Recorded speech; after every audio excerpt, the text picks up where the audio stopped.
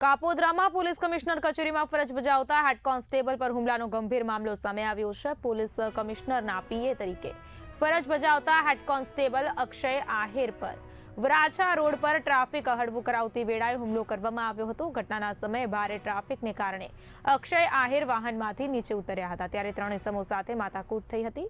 હુમલામાં બે આરોપીઓએ પંચ વડે નાકના ભાગે માર માર્યો હતો જ્યારે એક આરોપીએ ગળું દબાવી રાખ્યું હતું જેમાં અક્ષય આહિરને નાકમાં ફ્રેક્ચર થયું હતું। કાપોદ્રા પોલીસે તાત્કાલિક કાર્યવાહી કરી દિવ્યેશ કસલા, મોહિત બાંભરોલી અને વિજય વઘાસિયાની ધરપકડ કરી છે। તપાસમાં ખુલાસો થયો છે કે દિવ્યેશ કસલા કારનો ચાલક હતો જ્યારે અન્ય બે આરોપીઓ લક્ઝરી બસમાંથી ઉતરી હુમલામાં સામેલ થયા હતા। પોલીસે ત્રણેય આરોપીઓ સામે ગુનો દાખલ કરીને તપાસ હાથ ધરી છે। पुलिस पर हमला करने वाला आरोपी चल पाया थे, कौन से आरोपी?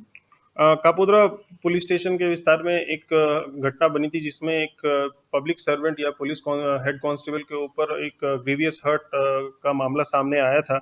उसमें जो तीन आरोपी हैं उन तीनों को हमने अरेस्ट कर लिया है। उसमें जो मुख्य आरोपी है उसका नाम है दिव्येश वालाबाई कसोला और इसको भी हमने अरेस्ट कर लिया है और इसमें हम बाकी आगे कानूनी कार्रवाई करेंगे। इनको हम अभी जुडिशियल कस्टडी में भेजेंगे।